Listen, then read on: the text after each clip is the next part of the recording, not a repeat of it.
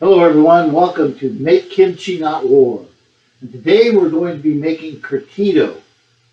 Curtido is a Salvadorian traditional pickled cabbage dish, and they serve it with pupusas traditionally. It's good with all sorts of Mexican food. You can put it on tacos, you can put it in quesadillas and burritos. In fact, you can put it on anything because like kimchi, it makes everything taste better. So here's what you're going to need to make curtido. Of course, cabbage, that's your main ingredient. This is just plain green cabbage. A couple of carrots, an onion, jalapenos or other kind of chilies, depending upon how spicy you want it. And our main flavoring will be oregano. All right, so let's get started. Oh yeah, and I forgot to say, you're gonna need some salt. What I have here is just kosher salt. Any kind of salt will work, but it's important if you're fermenting to use salt that has no additives.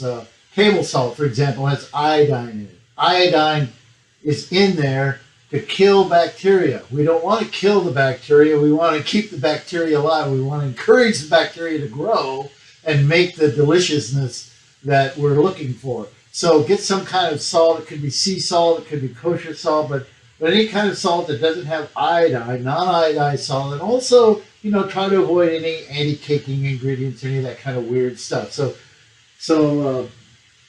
people use all kinds of salts, but I find that kosher salt works just fine. And also, you're going to need a big bowl. We got a big bowl here because you got to mix all your veggies up in that. So find a big bowl to use. All right, so now that you've got all your stuff gathered together, let me show you how to make this. And let me say that this process to make curtido is the same process that I would use to make sauerkraut of any kind. So you can adapt this to any kind of sauerkraut, really any kind of fermented vegetable. So the first step here is I'm going to want to prep my vegetables. So I start with the cabbage. Need to remove these outer leaves. They're kind of funky looking. Hold on to them though. I'll show you later what they're good for. When we want to get down, I usually take off like the outer 3 sets of leaves. Actually, that looks pretty good, so I'll just stick with those 2. But we'll keep those and we'll use them later. And what you do with your cabbage, you want to shred it pretty fine. Start by cutting it. I always cut it in quarters first.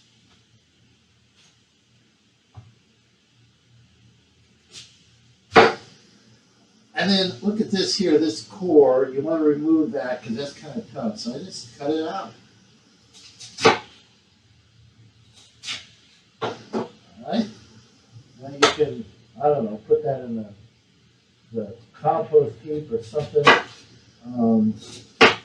whatever, you don't want it in your curtido. So now we're going to shred the cabbage, and I just do it with a knife. And it's just a matter of, I want to cut it into fine, thin strips.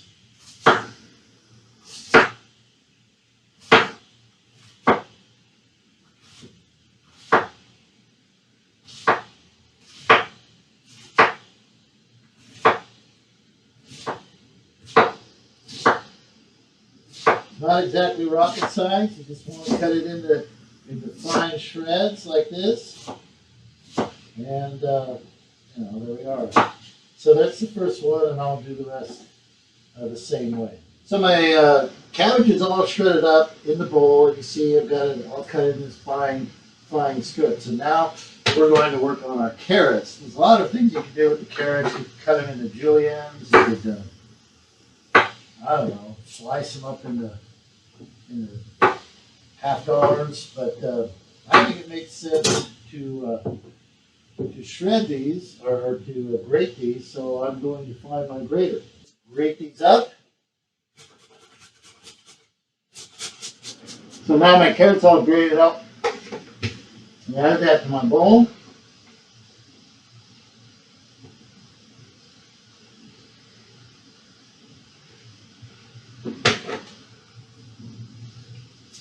Next, I'm going to do my onion. I think I'm going to use half of this. I don't want it overwhelmed by onion.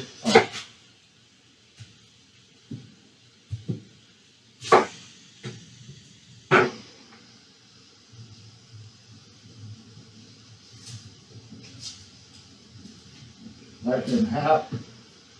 I think I just want, once again, kind of like the cabbage, thin slices. More. Starting to cry.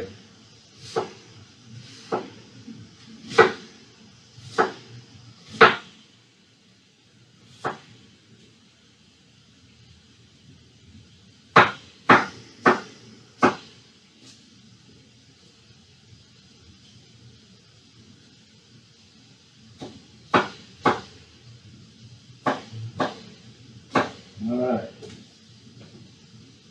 So it goes in my bowl.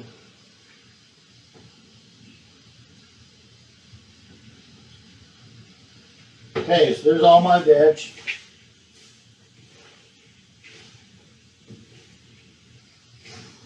Got everything mixed together. Now, I'm going to want to add my salt. How much salt do you add? Well, usually I do about a 2% solution. So how do you figure that out? You're going to need one of these. Well, you don't need one, but this is the way I do it, and this is the easiest way to do it. A kitchen scale.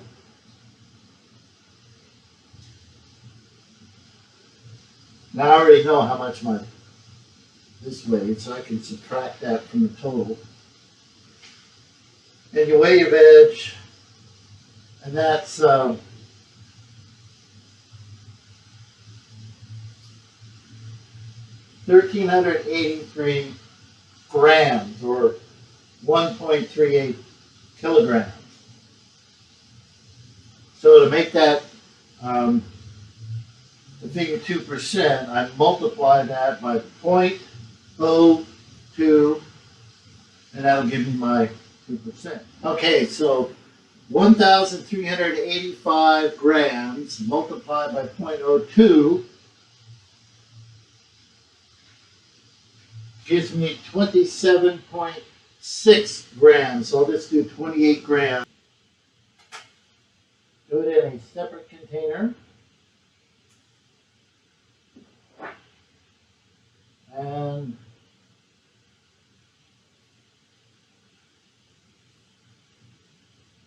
be faster with a spoon or something. 20, 23, 25, 27. That's close enough.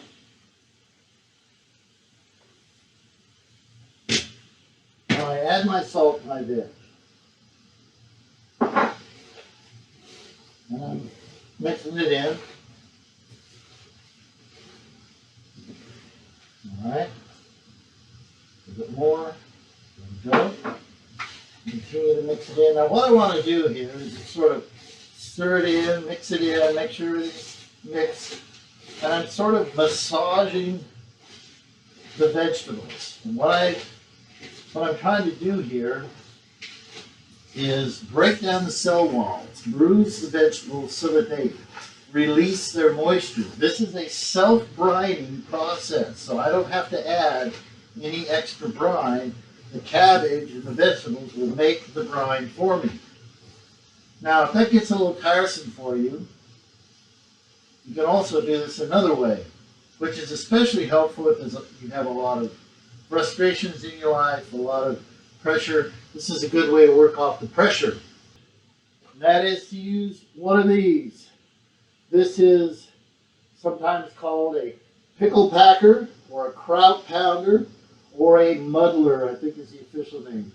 And here's how you do it. You just think about somebody that's really annoying you today, and that's why it's called a kraut pounder. And I'll do this for a minutes. My goal here, as I said, is to bruise the veggies, to break up those cell walls so that they start releasing their moisture and making a brine.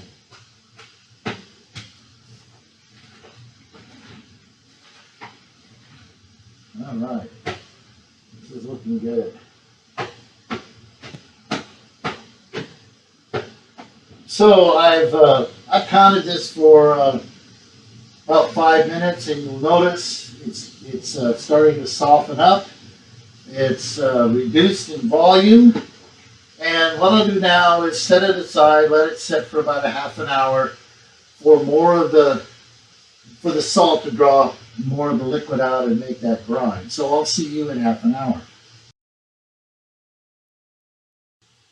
All right, it's been about 30 minutes. The veggies have been soaking, and just want you to see. I don't know if you can see this, but you see that little bit of moisture that's gathering at the bottom? That's exactly what you want. That's going to make the brine. It's going to help ferment our cabbage. Now the next step is going to be, at this point, to add the flavorings. So come over here and I'll show you what I'm going to do.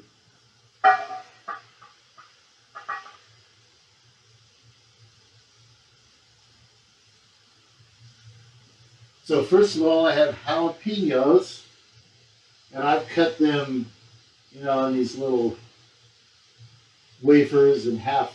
Why? I don't know. Just seemed like the thing to do. I want a little bite to the jalapenos, and I'm also going to put all the white and the seeds in there too, because I want a little bit of heat in that. Now you can do whatever you want to do. It's up to you. And my main seasoning is going to be oregano. So this is a tablespoon of oregano, and I just pour that in, and then you just kind of get in there and mix it all together, get it all mixed up. Man, I wish you could smell this. It smells really good. The next step will be to pack this into jars. Back in the day, when your grandma was doing this, she would probably pack it into a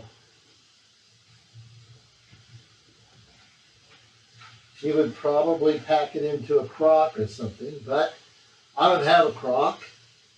What I do have is a mason jar. This is a 2-quart or half-gallon mason jar, and I want to pack all of this into this mason jar.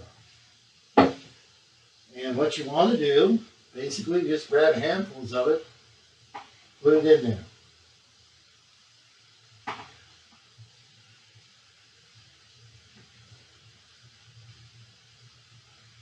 Using this as a fermentation vessel. All right. Now at this point, I want to pack everything down, because you want everything packed in there. And it's very important that you get the vegetables beneath the level of the brine, because lactofermentation is an anaerobic process, which means it takes place outside the presence of oxygen. So we create that anaerobic environment by making sure all the vegetables are under the liquid. And I'm using my pickle pounder again, kraut pounder, to press everything down.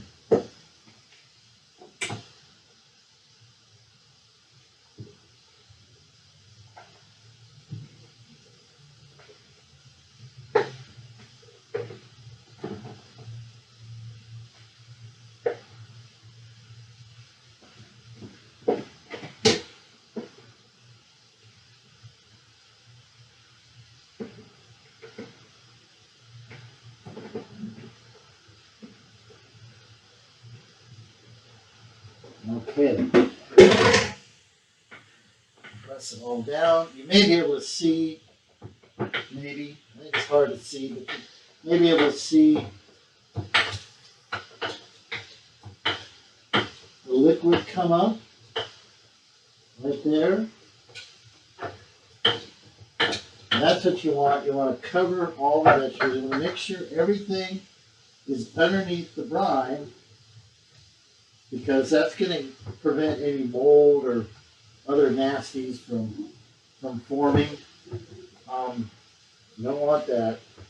And I'm getting all of these little loose pieces out because I don't want them floating up and getting above the brine and,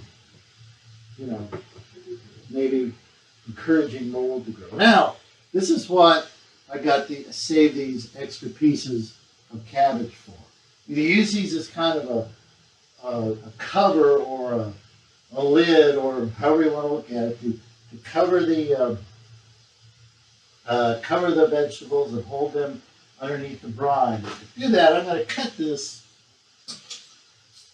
about the size of the jar.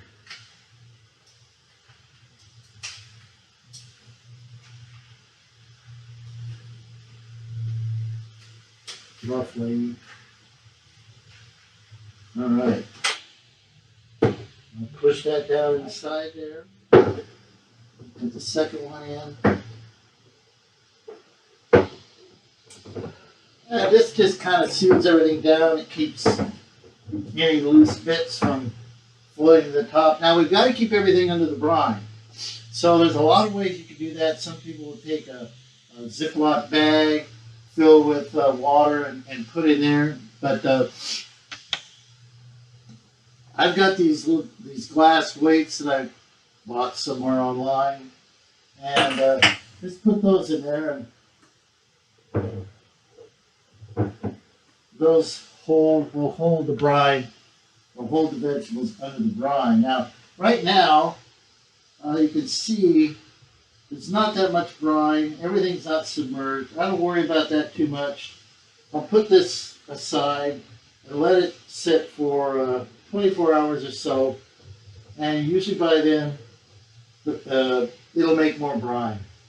Now, as your vegetables ferment, what happens is the lactobacillus consumes the sugar in your vegetables and produces lactic acid and CO2. And so you have CO2 being produced, and it has to have a place to go. So I use these pickle pipes. You'll notice, so it looks like a little nipple, and it's got a little hole in the top. And the purpose of this is it allows the CO2 to escape, but doesn't allow the oxygen to come in.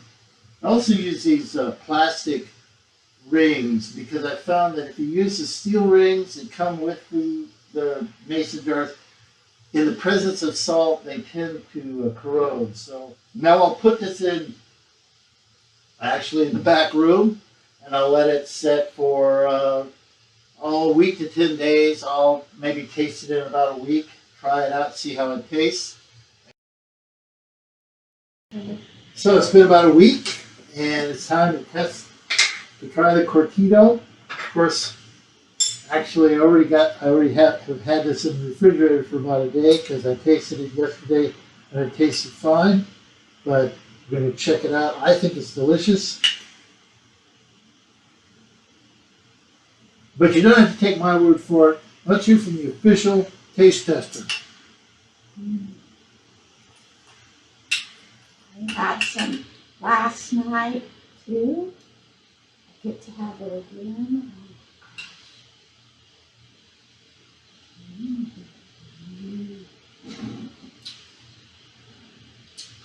Crunchy, delicious.